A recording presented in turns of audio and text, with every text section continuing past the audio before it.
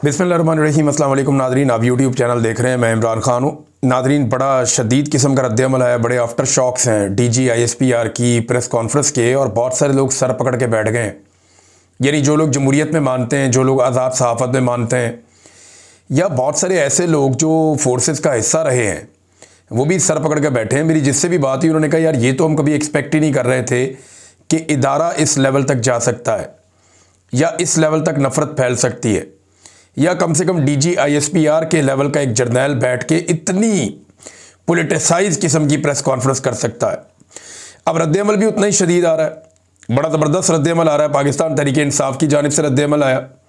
जो लोग बेचारे नरम थे, ज़्यादा खुलकर बात नहीं करते थे, वो भी खुलकर बात करना शुरू हो गए। मैं अली मोहम्मद खान साहब को पढ़ रहा था, उनसे लोग हमेशा शिकवा करते रहे कि आप बहुत खुलकर नहीं आते इस लड़ाई में। तो उन्होंने भी आकर कहा जी इमरान खान लीडर है, ये ज़्यादती है जो आज इमरान खान के साथ हुई है। बहुत सारे दीगर लोग भी इसी तरह की बातें कर रहे हैं। अब खैबर पख्तूनख्वा से बड़ा शदीद रद्द-ए-अमल आया, ख़ास तौर पे उस बयान पर जो वज़ीर आला खैबर पख्तूनख्वा को कुत्ता कहा है DG ISPR ने। ये एक जर्नलिस्ट का सवाल था, उन्होंने सवाल पूछा, जनाब वो कुत्ते बांधे थे मस्जिद में, तो क्या ये वाक़या, इसके ऊपर कोई आपका रद्द-ए-अमल नहीं आया?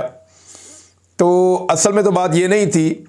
जो बात सवेला अफरीदी ने की थी वो ये थी कि मस्जिद में कुत्ते बांधे गए। जब लोग गए और जाकर उन्होंने बात की तो उन्हें कहा गया कि आप और कुत्ते हमारे लिए एक जैसे हैं। यानी वो जो लोग गए थे उनकी तौहीन की गई, उन्हें भी कुत्ते करार दिया गया। इसके ऊपर सबने ये कहा और सबको ये शुबा था, यानी मुझे भी ऐसा था कि ये शायद मामला एग्जेजरेट हो रहा, लेकिन जैसा वज़ीर आला ने कहा हमने वैसा रिपोर्ट कर दिया। उसके बाद जब वहाँ पे कुछ मकामी लोगों से बात हुई तो उन्होंने कहा जी वाक़या हुआ है। मैंने कहा जी कैसे हुआ है? फिर सोशल मीडिया के ऊपर बाकायदा लोगों ने सबूत डाले कि मसाजिद के अंदर जो है वो अजीब तरह की सूरत हाल पैदा हो गई है। जूतों के अंदर लोग अंदर भी चले जाते हैं। बहुत सारी मसाजिद या मदारस जो हैं, जहाँ पे पहले जुमे की नमाज या नमाज होती थी, वहाँ पे अब कंट्रोल कर लिया गया है, क्योंकि आबादी उन इलाकों से चली गई है, सिक्योरिटी फोर्सेज के कंट्रोल में वो एरियाज़। और ये कुत्तों वाला वाक़या हुआ था। बाकायदा एक तकरीर भी इसके सिलसिले में पेश की गई। जो लोग ऐनी शाहिदीन थे उन्होंने ये बताया भी। बल्कि एक नौजवान की मैंने आपको वीडियो के बारे में बताया जिसने ये कंफर्म किया कि ये वीडियो उसने बहुत पहले अपने फेसबुक पे लगाई थी, और ये पाकिस्तान तहरीक इंसाफ का भी नहीं है नौजवान, ये पासून का है। तो उसने भी ये बताया था कि जनाब ये कुत्ते वाला वाक़या पेश आया था। जब लोग गए तो उन्हें कहा गया कि आप भी ऐसे हैं, कुत्ते हैं।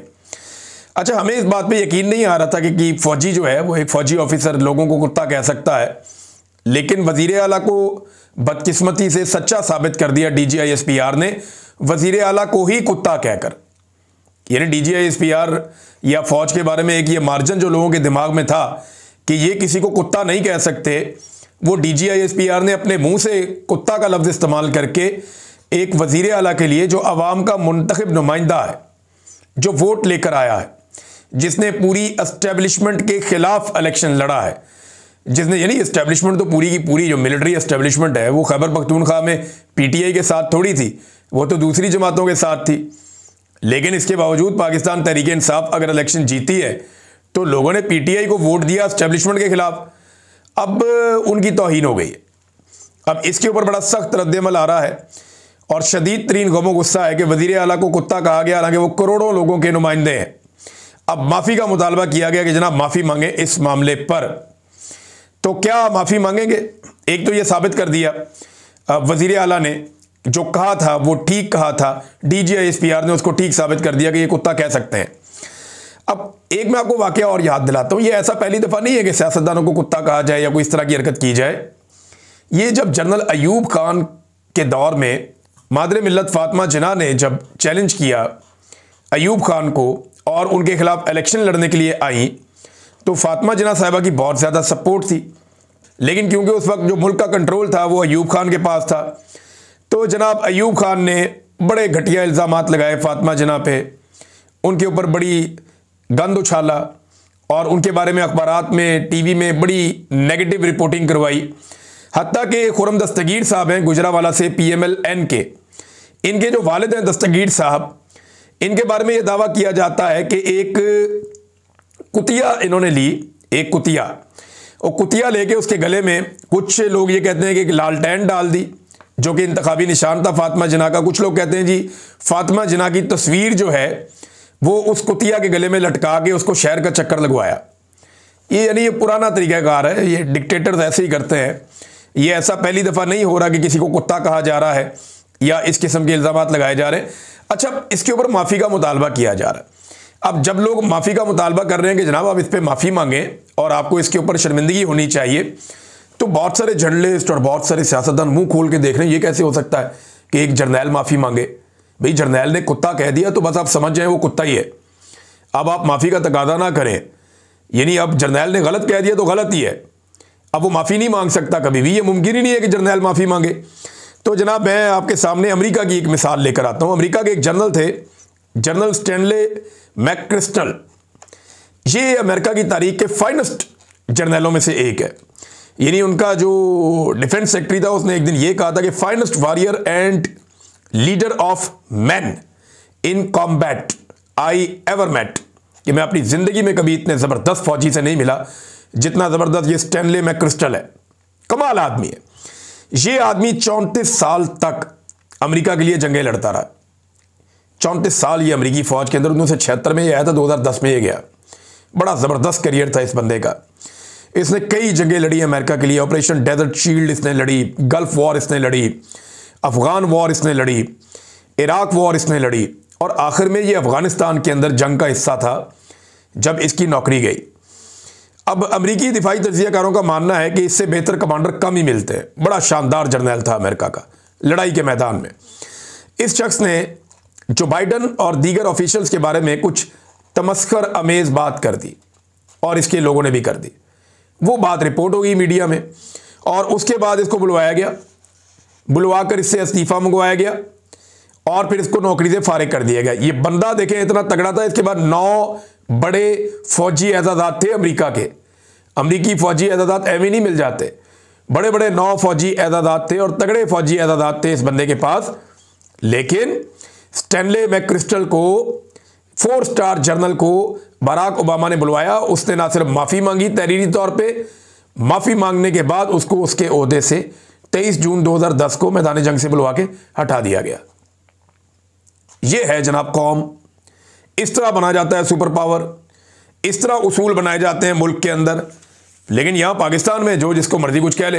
उन्होंने कुत्ता कह दिया, हुकूमत बजाय इसके कि हुकूमत ये कहे कि यार ये ज्यादती है। वो एक लीडर है, आप उसको कुत्ता नहीं कह सकते। और वो एक सूबे का आईनी सरबराह है, एक सरकारी मुलाजिम 22वें ग्रेड का, वो उसको कुत्ता नहीं कह सकता। बजाय ये कहने की हुकूमत कह रही है कि हम डीजी की प्रेस कॉन्फ्रेंस के एक एक लफ्ज़ की हिमायत करते हैं। इससे ज़्यादा बूट पॉलिश क्या होगी। यानी कहाँ से कहाँ ये लोग पाकिस्तान को लेकर आ गए। बाकी लोग भी अपना अपना रद्द-ए-अमल दे रहे हैं, लेकिन उससे पहले कायदे आज़म मोहम्मद अली जिन्ना का रद्द-ए-अमल सबसे इंपॉर्टेंट तो वो है ना। कायदे आज़म मोहम्मद अली जिन्ना का रद्द-ए-अमल। कायदे आज़म ने कहा था, do not forget that the armed forces are the servants of the people.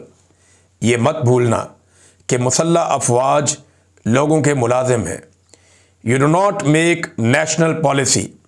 आप कौम की पॉलिसी नहीं बनाते।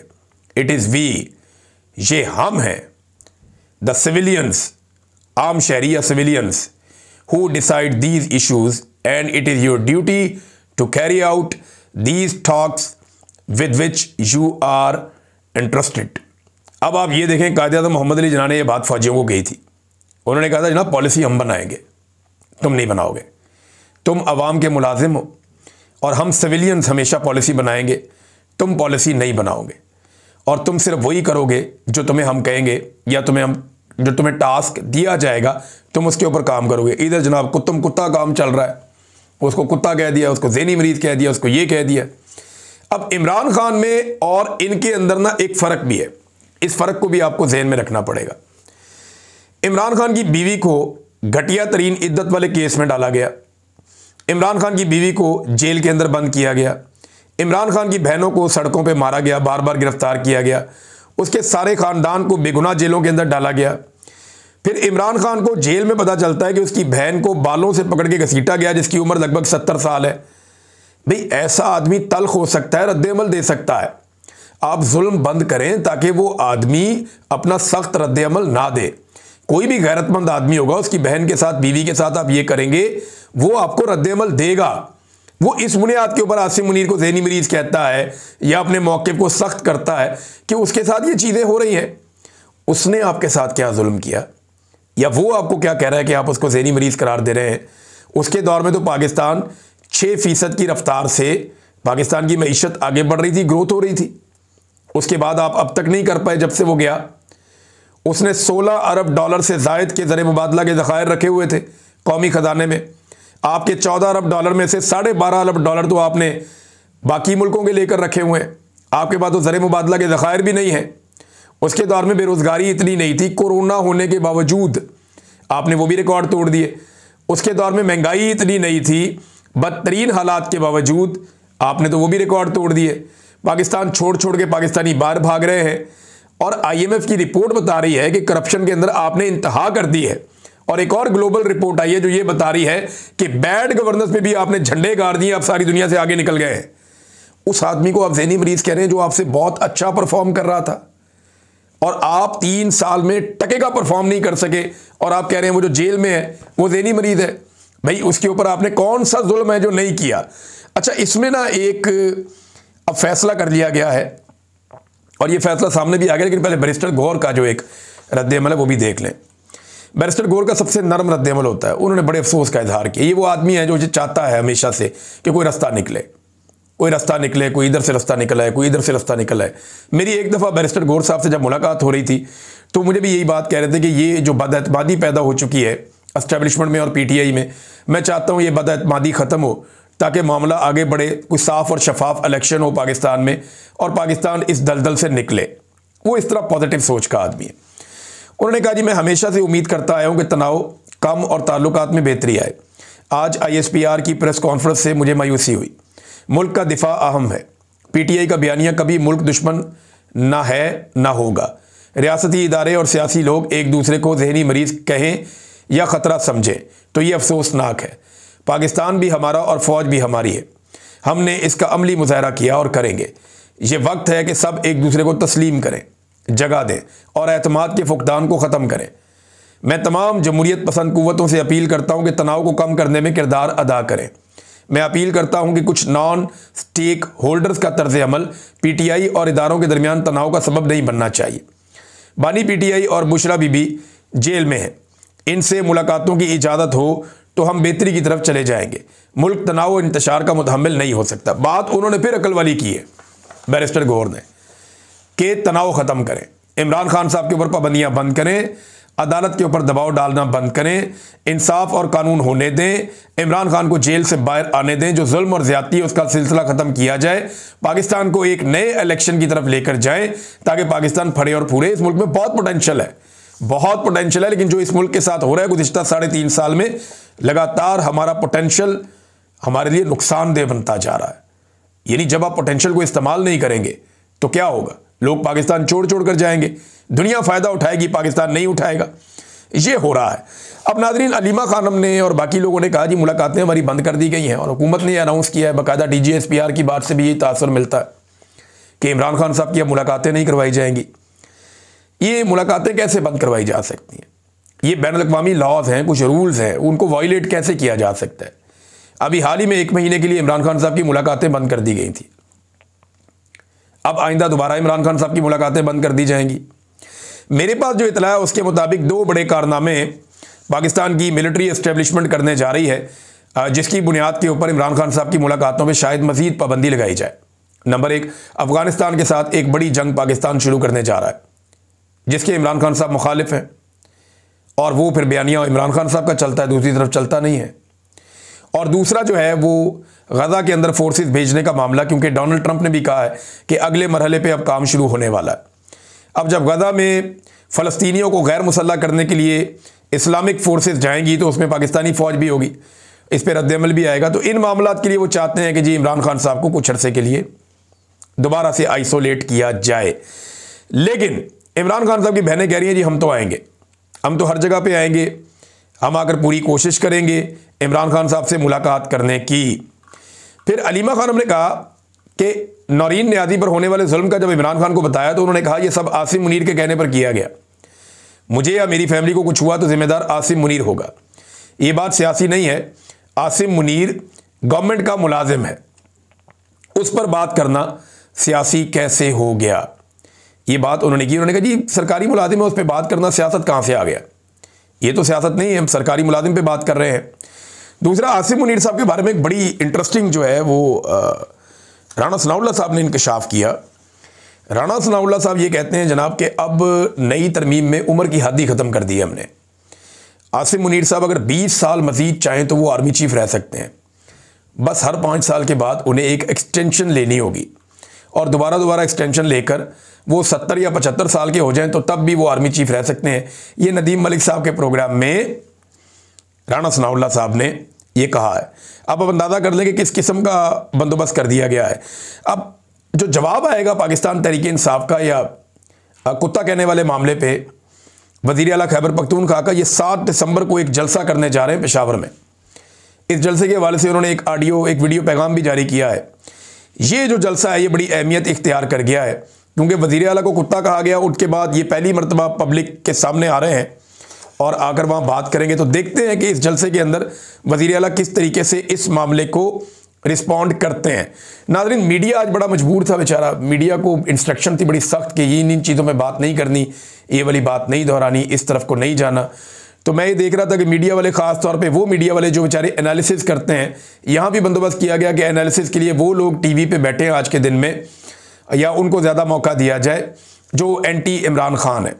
और जो एनालिसिस न्यूट्रल करना भी चाह रहे थे, मैं देख रहा था कि उनकी ज़बान और उनकी बॉडी लैंग्वेज एक साथ नज़र नहीं आ रही थी। मैं नजम सेठी साहब को सुन रहा था, मुझे लगा वो कहना कुछ चाहते हैं, मजबूर हैं, कुछ कह नहीं पा रहे, बॉडी लैंग्वेज कुछ और कह रही है। एक दो और लोगों को देखा तो मुझे बड़ी मायूसी हुई कि मीडिया के ऊपर कितना शदीद दबाव है, बेचारे अपना काम भी नहीं कर सकते। जावेद हाशमी साहब ने एक ट्वीट किया, एक स्टेटमेंट दिया। उन्होंने कहा जी ISPR साहब कौम को गुमराह करना बंद करें, गोएबल्स की राह पर आप हैं। इमरान खान कोई पहली शख्सियत तो नहीं है जिस पर आप ये इल्ज़ामात लगाए हों। आपने कहा कि आपकी 30 साल से ज़्यादा सर्विस है, आप ही की सर्विस के दौरान आपके इदारे ने मुझ पर संगीन गद्दारी 124A जो मुझसे पहले जौहर बरादरान पर अंग्रेज़ ने चलाया था, उसका मुकदमा आपने मुझ पर बनाया। इसी तरह अडियाला जेल में मुकदमा मेरे पे चलवाया, आपने मुझे 23 साल कैद की सज़ा सुनाई। मुशर्रफ ने कहा था कि मैं जावेद हाशमी और अकबर बुट्टी को निशाने इबरत बनाऊंगा। आज अकबर बुट्टी पूरी कौम का हीरो है, कहाँ है आपका मुशर्रफ? उसका अंजाम याद है आपको? अदालत का हुक्म है कि इसको कब्र से निकालकर डी चौक पर 5 दफ़ा लटकाया जाए। डरे अपने अंजाम से। कौम ने इमरान खान को वोट दिया है, आपको इस कौम के मैंडेट के आगे सर झुकाना होगा, सल्यूट करना होगा। जावेद हाशमी साहब ने बड़ी आइडियल बात की है, लेकिन इस वक्त जो बाकी सियासी जमातें हैं, जावेद हाशमी साहब की अपनी साबिक सियासी जमात है, उनका जमहूरियत के अंदर किसी किस्म की कोई दिलचस्पी नहीं है। नाज़रीन, एक और बहस शुरू हो गई है सोशल मीडिया पे, वो ये कि बुज़दिल कौन है। देखें, इमरान खान तो बुज़दिल नहीं है, उसने साबित किया। क्योंकि बुज़दिल का लफ्ज़ जब दोनों तरफ से इस्तेमाल किया गया तो इसका एक सिंपल एनालिसिस कर लेते हैं ना। इधर से भी इस्तेमाल किया गया बुज़दिल का लफ्ज़, उधर से भी इस्तेमाल किया गया बुज़दिल का लफ्ज़। कोई सियासी जमात तो इमरान खान के लिए बुज़दिल का लफ्ज़ इस्तेमाल कर ही नहीं सकती। वजह यह है कि कोई भी इतना डट के मार नहीं खा सका जितनी इमरान खान ने मार खाई है। PMLN की पूरी क़यादत में आज तक, पूरे करियर में आज तक इतने बंदे नहीं मरे होंगे जितने इमरान खान के लिए पिछले 1 साल में अपनी जान से चले गए, 1-2 साल में। तो लोगों ने इमरान खान के लिए कुर्बानी भी दी है। तो बुज़दिल कौन है? इमरान खान तो जेल में बैठ के ताकतवर से ताकतवर आदमी को ललकारता है। उसे पता है कि आसिम मुनीर साहब पाकिस्तान के स्याह और सफ़ेद के मालिक हैं, लेकिन वो जेल से बैठ के ललकारता है। इसका मतलब है वो बुज़दिल नहीं है, वो दलेर है। बुज़दिल पता कौन होता है? जिसको ये लगे कि मैं कभी जेल ना चला जाऊं, जिसको ये लगे कि मैं कभी पकड़ा ना जाऊं, जिसको ये लगे कि यार मुझे कभी गर्म हवा भी ना लगे, तो उसके लिए वो इस्तिस्ना ढूंढ रहा हो, उसको आप बुज़दिल कह सकते हैं। जैसे कि सदर पाकिस्तान के पास है, फील्ड मार्शल के पास है। मैं नहीं कह रहा, ये हकायक बता रहा हूँ, सिर्फ आपके सामने रख रहा हूँ। आप हकायक को देख लें, आप खुद फैसला कर लें। ये बहस छिड़ी हुई है सोशल मीडिया पे। नादरीन, मुझे चमन और उसके आसपास के बहुत सारे जो इलाके हैं कबायली बलूचिस्तान में, वहाँ से गुज़िश्ता 1 हफ्तों से हमें ये रिपोर्ट आ रही थी कि बड़े हथियार शिफ्ट किए जा रहे हैं बॉर्डर की जानिब। यानी जो पाकिस्तान और अफ़गानिस्तान की एक सरहद है, वहाँ पे बड़े हथियार जो है वो शिफ्ट किए जा रहे हैं। बहुत सारी गाड़ियाँ, हथियार, बहुत सारा साजो सामान, गोलाबारी का सामान, वो सारा बॉर्डर की तरफ जा रहा है, बलूचिस्तान के बॉर्डर के साथ साथ। ये हथियार पहुँचाए जा रहे थे गुज़िश्ता 1 हफ्ते से। और पहली झड़प हुई है, बहुत बड़ी झड़प हुई है रात को 1 से 1.5 घंटा बड़ी ज़बरदस्त हैवी हथियारों से फायरिंग हुई है दोनों तरफ से गुज़िश्ता रात 1 से 1.5 घंटे तक। शेरावक रोड है उस तरफ अफ़गानिस्तान वाली साइड पे, वहाँ बहुत बड़े पैमाने पे हिजरत हुई है। लोग बहुत बड़ी तादाद में निकल के अपने इलाके छोड़कर वहाँ से हिजरत कर गए, नकल मकानी कर गए। इसी तरह जो पाकिस्तान वाली साइड है, यहाँ से भी बहुत बड़े पैमाने पर लोग निकले और अपने घर बार छोड़ के बॉर्डर से दूर वाले इलाकों की तरफ चले गए हैं। तो ये एक नई जंग का आगाज़ होने जा रहा है, बज़ाहिर ऐसे दिखाई देता है। और रात को जो फायरिंग हुई है वो बड़ी खौफनाक थी। उसके कुछ मनाज़र मैंने देखे भी हैं, जो मकामी लोग हैं जिन्होंने वो मनाज़र बनाए, जो वीडियोज़ उन्होंने बनाई वो मुझे भिजवाई दोनों तरफ के लोगों ने, वो बड़े खौफनाक मनाज़र हैं। बड़ी शदीद फायरिंग, नुकसान का अभी तक पता नहीं चला कि किसका कितना नुकसान हुआ है। ये तो अब दोनों तरफ से खबरें आएंगी तो पता चलेगा, लेकिन बड़ी खौफनाक फायरिंग है जो दोनों तरफ से हुई है रात को। नाज़रीन, एक और अफसोसनाक खबर ये है कि ईमान मज़ारी साहिबा और हादी अली चट्टा साहब, ये दोनों बड़े शानदार लोग हैं। ये लोगों के लिए काम करते हैं, ह्यूमन राइट्स के लिए काम करते हैं, आवाज़ उठाते हैं सबके लिए। अब इनके खिलाफ जो है वो एक फ़ैसला कायम कर दिया गया। ईमान मज़ारी और हादी अली चट्टा के खिलाफ चलने वाला बेबुनियाद मुकदमे का गैर कानूनी फ़ैसला इस मुल्क की तारीख में एक स्याह तरीन धब्बा तो होगा, लेकिन ये हर एक को बगैर जुर्म सज़ा देने की नज़ीर कायम करेगा। ये मरियम नवाज़ खान साहबा कह रही हैं, सीनियर जर्नलिस्ट हैं और कोर्ट्स को कवर करती हैं। वो कहती हैं 2 नामवर वकला को महज इस बुनियाद पर ज़बरदस्ती की सज़ा देना कि वो ताकतवर हलकों को नागवार गुजरते हैं और उनका महकूमों की आवाज़ बनना हाइब्रिड निज़ाम की पॉलिसियों के ख़िलाफ़ है। मुस्तकबिल में किसी भी शख्स, चाहे इसका ताल्लुक किसी भी मकतबा फ़िक्र से हो, अदालतों में ज़बरदस्ती घसीटने का एक जवाज़ बन जाएगा। हर मजलूम की आवाज़ बनने वाली ईमान मज़ारी और हादी अली चट्टा अकेले नहीं हैं। इस मुल्क की हर आज़ाद आवाज़ इनके साथ खड़ी होगी और ये लोग, बाकी भी लोग जेलों में ही जाएंगे, क्योंकि बारी बारी सबकी बारी। मैं आपको कहता रहूँ, ये मैं वकीलों को बता रहा हूँ, ये ईमान मज़ारी को और हादी अली चट्टा को नहीं उठाया। एक वकील कान खोल के मेरी बात सुन ले, ये आग आपके दरवाजे तक आएगी। मेरी बात आप लिख कर रख लें। आप जब हक के साथ, सच के साथ खड़े होंगे, आपको इस तरह की फस्तायत और जुल्म का सामना करना पड़ेगा, क्योंकि ये मिसाल कायम की जा रही है। बहरहाल, सबसे पहले इस्लामाबाद बार ने हड़ताल का ऐलान कर दिया इस फैसले के खिलाफ।